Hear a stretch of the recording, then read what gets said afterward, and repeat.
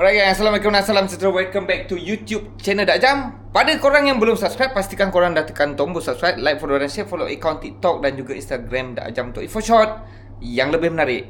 Alright, seperti yang dijanjikan episod yang lepas, aku akan share korang barang-barang motor spek baru akulah.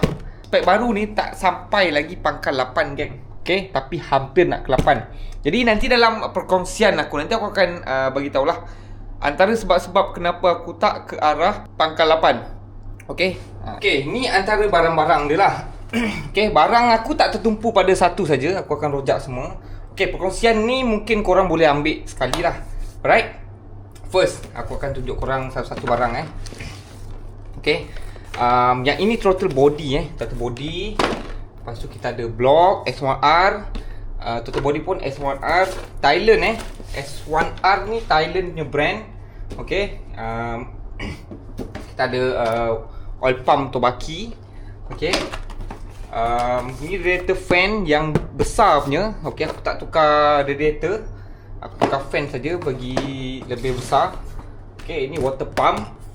Okay, racingnya Tobaki.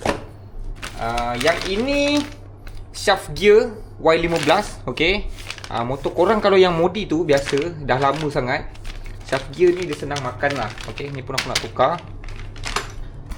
Ni ada rantai Tobaki. Yang ini SW Poh punya. Yang ini billet superhead nanti aku tunjuk korang billet superhead. Okay, yang ini dia punya CNC punya clutch. Okay, CNC clutch yang 6 plate punya. Okay, warna hitam nanti aku tunjuk. Ni yang baru punya tu. Dan yang ini SW Poh punya clutch cover. Okay, yang ini split type nya housing. Yang ini pula yang ini crankcase Leo. Okay, crankcase Leo. Okay, untuk motor Y15 aku. Alright, jadi kita akan pergi kepada crankcase dulu lah. Untuk pengetahuan korang, kenapa aku pakai crankcase Leo? Sebab blok yang aku pakai tu dia dah besar. Jadi kalau nak pakai yang standard, dia dah tak boleh geng. Untuk 78, 80 dah tak boleh. Dia ada sikit nipis lagi, dah memang sangat-sangat bahaya. Okay, jadi tak recommend lah. Better korang pakai crankcase lain yang memang dia dah buat siap, dah besar. Dia punya mold untuk dia punya masuk blok tu. Okay, ni contoh buka. Okay, ni crankcase Leo. So korang boleh lah kalau nak punch nombor boleh. Okay, nak punch nombor boleh. Tak nak punch pun boleh, tapi pandai-pandai korang lah. Okay, yang ini aku dah beli siap buka 82mm. Ni, nampak? Besar dia ni. Ni dah buka 82, nampak? Masih tebal lagi Masih tebal lagi. Dah buka 82 pun masih tebal. Untuk blok 78. 78, 80 pun boleh masuk. 80 fit. Okay, 80 fit. Dan aku punya crankcase ni, aku dah siap buat oil jet. Nampak? Tu oil jet dah siap buat. Okay, nampak? Tu dah siap buat oil jet dah siap buat. So crankcase ni dah memang boleh pakai sangat lah untuk spek 78 aku. Okay, aku bagi korang tengok secara jelas. Nampak? Okay, jadi bila aku pakai yang ni untuk projek besar-besar bas, kalau risiko pecah ke apa, jadi aku tak adalah rugi sangat. Okay, nak ambil yang billet punya ESR sekarang dia ada keluar, cuma tak complete ni. Ada kelas ke apa aku tak sure. Dia post kemudian tapi belum post, aku tak sempat. Okay, lagi pula dalam spek besar ni kita baru lagi nak belajar tau. Bila baru lagi nak belajar, aku tak nak terus lompat. Jadi kita nak tahu sikit-sikit apa masalah kita akan hadapi. Jadi tak naklah terus kau main kecil-kecil, baru pakai 2-3 bulan spek itu, tiba-tiba nak pakai billet semua kan. Kau pun tak tahu apa kelebihan-kekurangan billet tu. Okay, dia ada sebab dia masih baru. Jadi aku tak nak ambil risiko lah. Right, ni crankcase. Okay, sekarang aku tunjuk korang aku punya blok. Okay, ini S1R Thailand. Okay, ada yang tanya kenapa Dak Jam tak beli blok daripada ESR Red Leo. Okay, untuk pengetahuan korang, ESR Red Leo dia tak ada keluarkan saiz lebih daripada 76mm. Okay, aku dah tanya Adib. Memang tak ada, last 76 saja. Atas 76, kalau korang nak pakai Red Leo juga, korang kena beli Red Leo dekat Vietnam sana. Red Leo Vietnam sana. Bukan yang dekat Adib BSR ya. Dekat Vietnam sana ada, sampai 82 pun ada dekat motor RS aku tu kalau korang perasan. Okay, jadi yang ini Thailand lah. Thailand korang tahulah, memang sana dah biasa dah setakat spek-spek besar ni diorang ada. Okay, S1R nama dia. Bukan X1R, S1R. Okay, nak tunjuk korang blok dia. Buka dulu ni blok dia.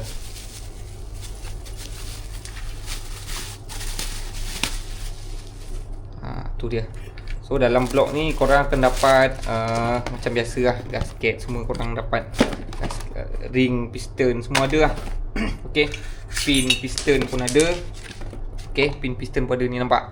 Okay, dekat sini ada lain dia, aku bagi tahu korang. Okay, ni blok dia, aku tunjuk dulu. Nampak? Ceramic blok tu silinder dia, lubang air ada siap. Right? Ni aku letak dulu kat sini, korang boleh tengok. Cuma kat sini tak ada spacer sepatutnya kena ada spacer lah, sebab jack dan tak ada skru nak ikat. Tak apa, aku letak situ. Okay, sekarang kau nampak yang ini piston dia. Okay, nampak tu 78mm. Right? Aku pakai 78mm. Okay, ada sebab kenapa aku pakai 78mm. Right. Yang pertama, aku dah jumpa banyak dah.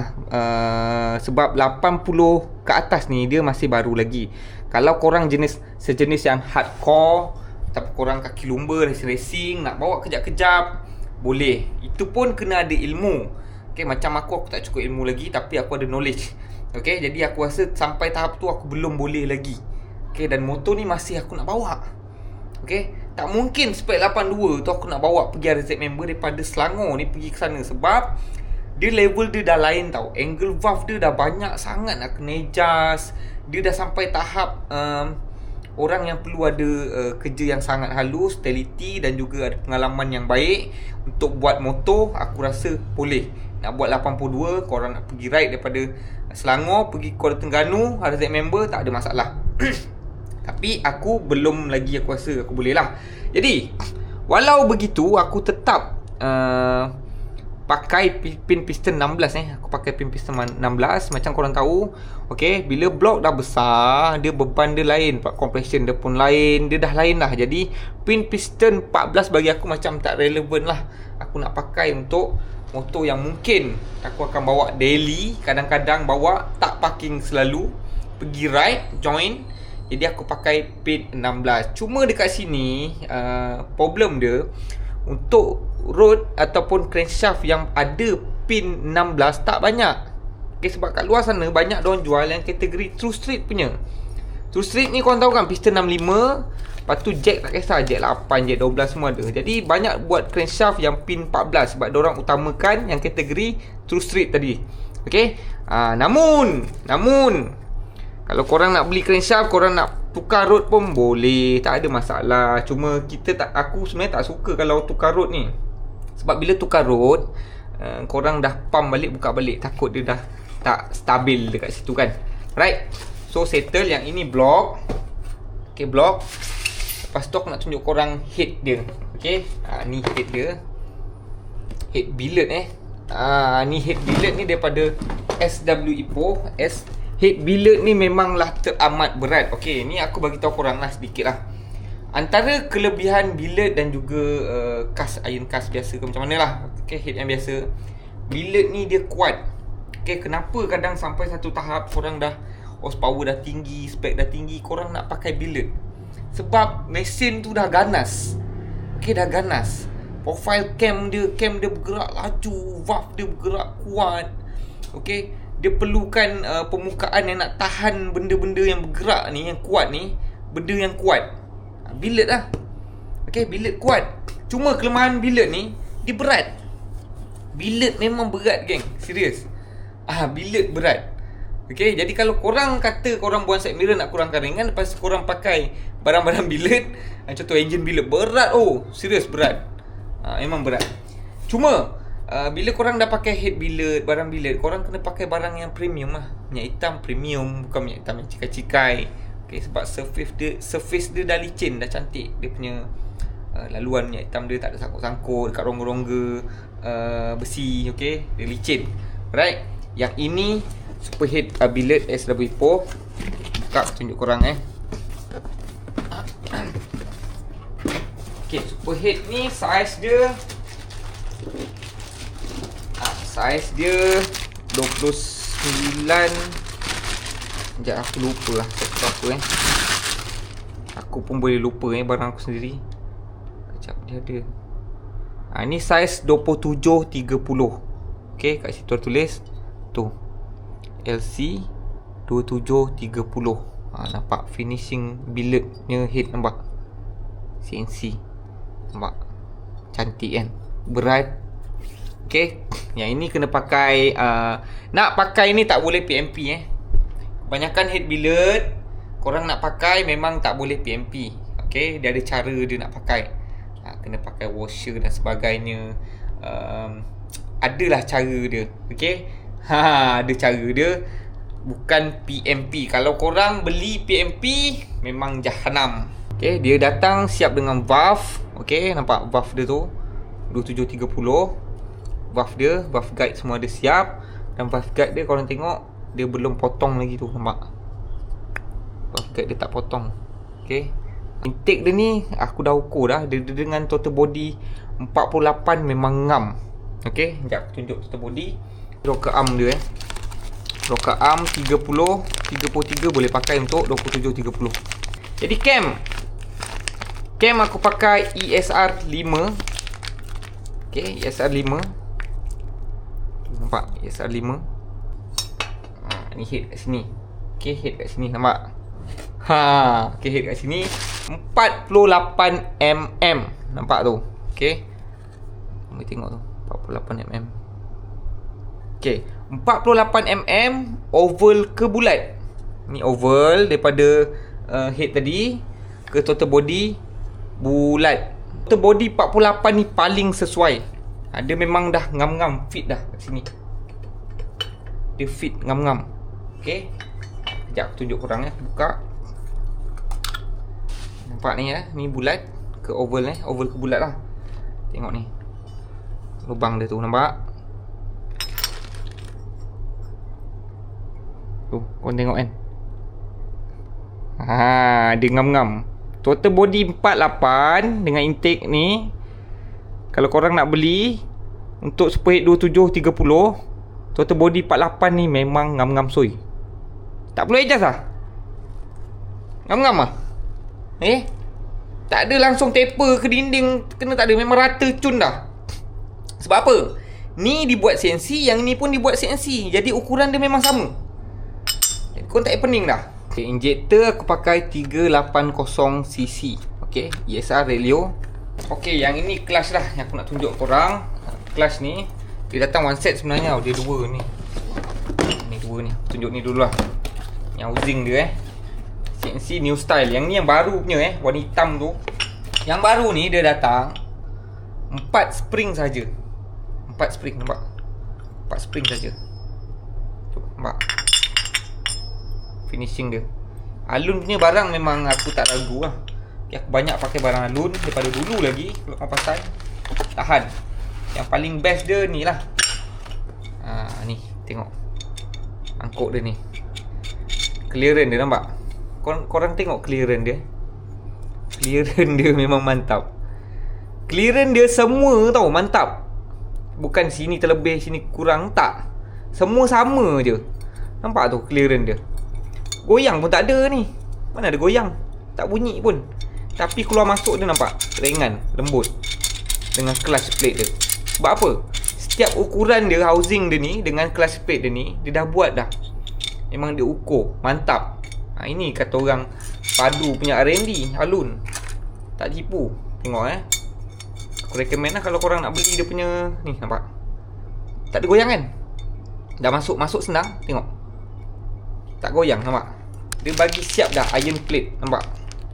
Ni spring ni aku pelik ni, nampak? Dia bagi ada 3 spring. Stage 1, Stage 2, Stage 3. Aku rasa yang ketiga-tiga ni dia berbeza lah. Dia punya kekuatan dia, kekerasan dia.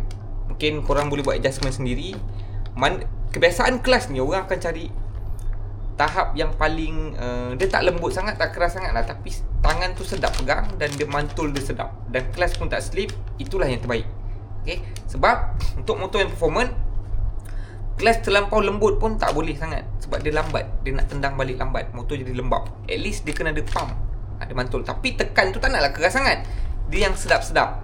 Okay, ni lah ada stage 1, stage 2, stage 3. Orang boleh adjust. Okay, yang mana yang paling sesuai. Ini pula, ni mangkuk belah kanan. Okay, mangkuk yang aku pakai sekarang tu mangkuk Fastech yang lama, first model. Jadi untuk yang plate lebih memang dah tak boleh dah. Tulas boleh pakai 5 je tak silap aku. 6, 7 memang tak boleh dah. Sangkut. Okay, sangkut. Ni dia punya gasket. Dia datang yang boleh buka-buka kat sini. Korang boleh adjust buka daripada sini je kalau nak adjust clutch. Ni mangkuk dia. Ni nampak? Ada bulat kan, pattern dia bulat macam ni, warna hitam. Yang ni aku perasan satu je lah, lengan dia ni kurang panjang lah. Kalau korang tanya aku, lengan dia ni kurang panjang. Sebab kalau lengan yang pendek macam ni, kelas tu akan jadi sangat keras, geng. Tapi tak tahulah untuk yang 4 plate ni, 4 spring ni.